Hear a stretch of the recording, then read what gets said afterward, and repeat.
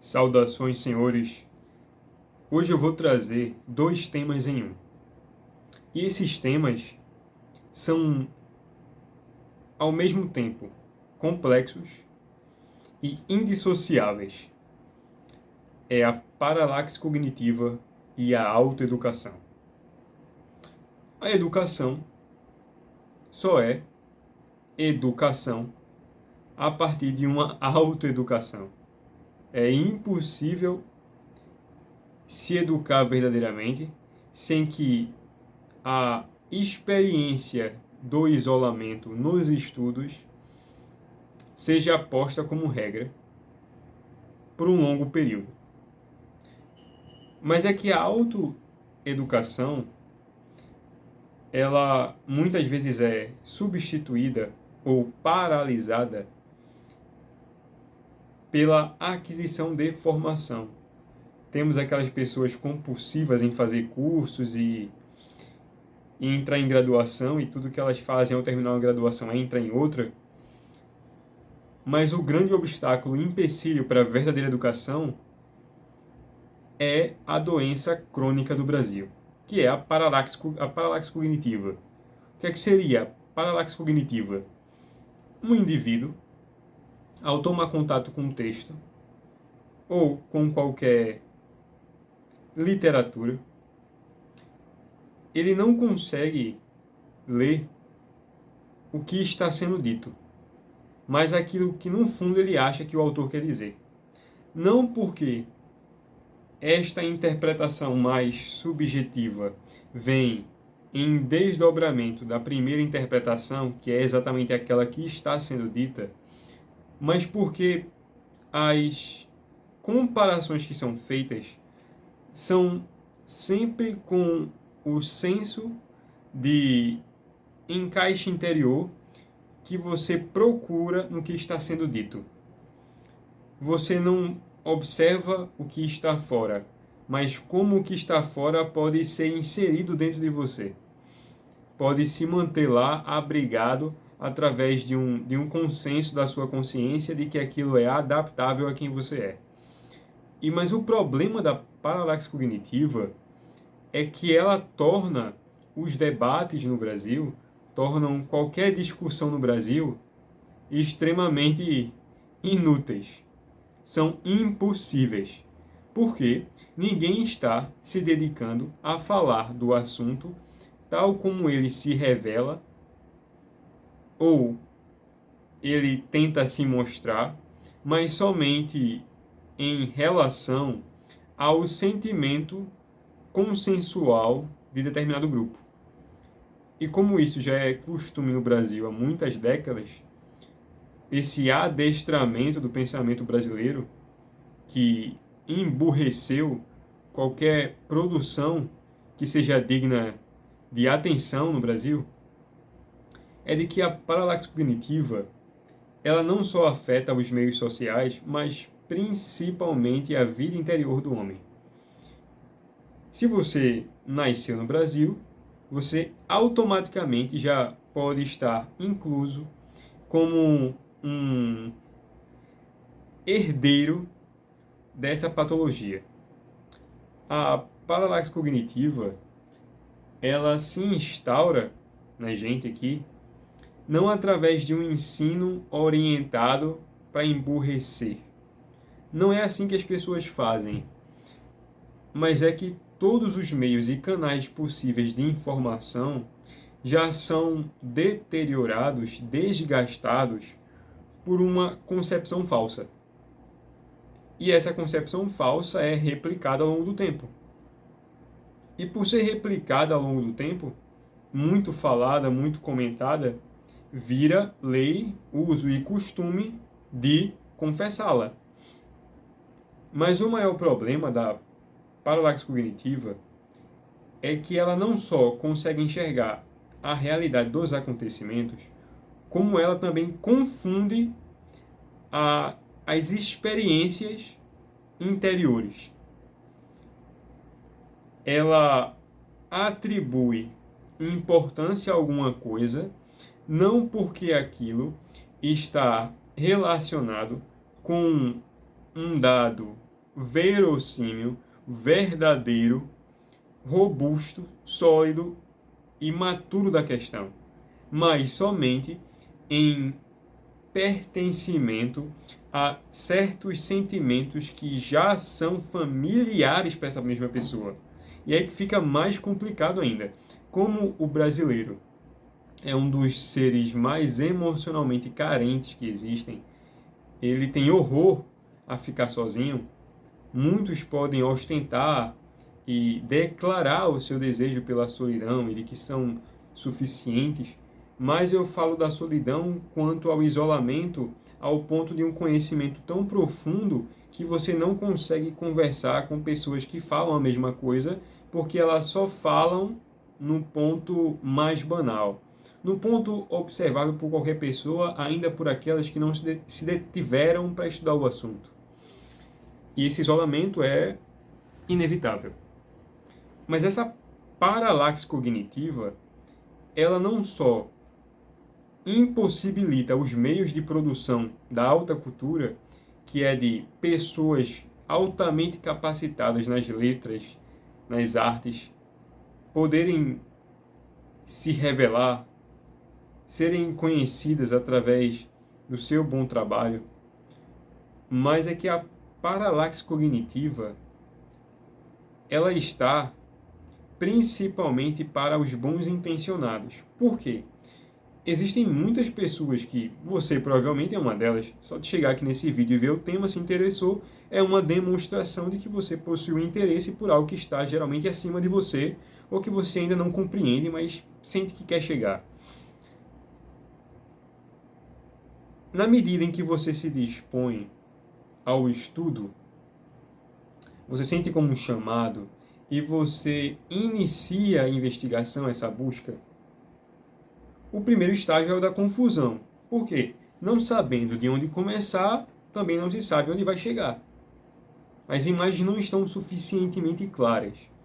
E a autoeducação exige um esforço inicial de você ter a consciência do ponto de partida que é verdadeiramente importante e crucial para você. A vida intelectual, ela começa verdadeiramente, a inteligência ela desperta a partir de uma causa, de uma situação, de um contexto, de um enigma que você quer resolver em você. É assim que começa a autoeducação. E educação é verdadeiramente isto e não outra coisa. Mas o problema, por isso que eu coloquei a autoeducação ao lado da paralaxe cognitiva, é que ela é engolida por ela. A paralaxe cognitiva, ela consegue esconder a boa intenção e camuflá-la através de uma fugaz necessidade de reconhecimento ou aparência exterior para as pessoas. Novamente, como a paralaxe cognitiva ela está tão enraizada no comportamento do brasileiro que até pessoas que são consideradas referências em determinadas áreas, elas geralmente são as maiores propagadoras disso. Mas não são pessoas mal intencionadas, vamos colocar assim. São pessoas que foram ludibriadas através de um pensamento estruturado das mesmas coisas. E a sua boa intenção foi sequestrada por uma corrente de pensamento que ela não sabe qual é. Mas, voltando agora para a autoeducação. Quando você não tem uma clareza suficiente dos seus humores, Baltasar Gracian, quando ele vai dispor sobre um meio que é dedicado ao homem de alto nível, como ele deve se portar, qualidades que homens bem desenvolvidos devem possuir, ele descreve que os sentimentos, as paixões, elas são como os humores da alma. E se você não conhece muito bem qual é a sua predisposição de humor, qual é a sua facilidade em se deixar sentir, e por onde essa sua facilidade em se deixar sentir procura te enganar, ainda que convidado por este mesmo sofrimento aparentemente recompensador, você tenha em si um prazer, mas este mesmo prazer está para o lado do engano, do auto-engano, vai ser muito difícil você estudar qualquer coisa, aprender qualquer assunto mais profundo, se deter sobre uma orientação, sobre uma busca incessante em certo tema.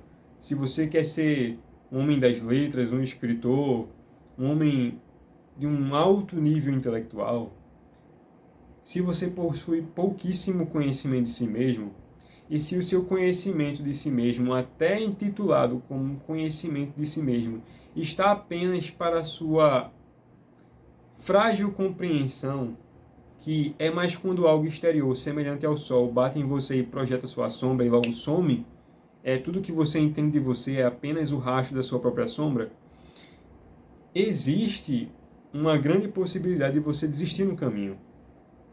E de todas as vezes que você tentar buscar, você se enrolar numa corda e acabar sendo armadilha para você mesmo. Porque as suas boas intenções estão mescladas, confundidas com uma quantidade de sentimentos desconhecidos para você mesmo. É mais necessário para o homem saber o que ele não deseja de forma alguma, pelo menos quando ele procura ter intenções claras do seu objetivo, do que saber o que ele deseja fazer. Como a vocação está ligada ao que você realmente suporta, do que aquilo que você tem capacidade para fazer, e que é muito pregada isto através do senso de autossatisfação, pelo sentimento, a paralaxe cognitiva, ela interrompe esse fluxo interior de sinceridade, que é a disposição necessária para se conceber qualquer criação, para se produzir qualquer coisa. Você já reparou que no Brasil existe grande quantidade de faculdades e de pessoas formadas, mas não temos nenhum gênio formidável que saiu da faculdade. Nenhum homem que mereça um reconhecimento a um nível intelectual que vai perpassar gerações. Eles são apenas replicadores do profissionalismo. E é por isso que a maioria dos gênios, eles vêm de fora desses meios, né? Vêm de fora do establishment acadêmico. Porque a sua dose de procura não está relacionada com uma garantia acadêmica, mas por uma relação existencial, quase de sobrevivência. Ele procura conhecer para continuar sobrevivendo. E este seu conhecimento é o que suaviza as dores da sua ignorância, que constantemente devem ser dissipadas pelo esforço, pela disciplina em continuar se lançando nessa busca, independentemente de ter o reconhecimento externo disso. Mas o problema é que a paralaxe cognitiva, ela precisa não só ser confessada como tal pelo indivíduo que busca o aperfeiçoamento, a vida de estudos séria, mas é que ela precisa ser expulsa desta mesma residência onde ela ocupou durante anos. A autoeducação, ela não está de início direcionada ao que você precisa estudar. Não necessariamente isso agora, mas a autoeducação precisa que você encontre um mentor que lhe ponha diante de tal clareza a ponto de você rastrear toda a sua ignorância e confessá-la. Porque se você é ignorante sem perceber, temos um grande problema. Mas se você é ignorante com consciência plena disso, porque você rastreou os seus comportamentos, as suas incapacidades, esse é o ponto que começa a autoeducação. E o que você precisa é de uma voz exterior nesse momento, que ela se pareça um pouco com a sua, mas que seja muito melhor, bem mais desenvolvida, para conseguir dizer o que você não consegue ainda. E é por isso que a autoeducação, no seu início, como ela exige um interesse desinteressado, uma sinceridade de esforço, é que você precisa de homens que sejam referências para você. E da qual, inicialmente, você tome certo agrado, para que você se deixe sofrer e receber uma transfusão de conhecimento. Você é pego de um estado e colocado em outro. É olhar sobre os ombros do gigante. E fazendo isso, você, nesta altura, consegue olhar para a sua baixeza e se comparar onde você estava e como você viveu. E esta comparação vai lhe despertar uma indignação, ou ao menos deveria, da qual você vai tomar consciência, recobrar cada vez mais onde você precisa chegar. Qual é a referência no seu dia da qual, utilizando, você possa se comparar. Isso o brasileiro tem horror. O brasileiro tem horror à comparação. Você precisa se comparar. Mas não se comparar com qualquer um. Se comparar com homens em seus feitos prodigiosos, das quais você possa se direcionar a saber se está se aproximando do seu objetivo ou se afastando. Entre os gênios, a comparação é a coisa mais comum. Você precisa ter suas referências. Ou você vai estar suscetível ao auto-engano. Você vai se imaginar bom, ou superior, ou extremamente capaz, sendo que tudo que você produz não passa de superficialidade. Não vai ter efeito nenhum. Vai ser esquecido em menos de um ano. Essa eternidade da produção, da criação, ela é uma resposta, uma consequência desta busca incessante dos gênios a se compararem com homens que estão anos-luz à distância. E essa distância não serve para desânimo, mas sim como um caminho descortinado do que você precisa fazer. E é esta comparação que vai nos momentos iniciais, quando você ainda é imaturo intelectualmente, vulnerável intelectualmente, precisa ser tomado pela mão e guiado, é o que vai lhe prevenir de resgatar pelo conforto o estágio do auto-engano. E, na medida da sua consciência, começar a diluir no seu interior a paralaxe cognitiva. Esses são os dois lados conversantes de uma mesma coisa, que se apresentam de formas imediatas e que precisam serem resolvidas. A autoeducação precisa destruir a paralaxe cognitiva, mas a paralaxe cognitiva, em seu esforço, vai procurar interromper o conhecimento verdadeiro das coisas, através do conhecimento aparente dos seus sentimentos.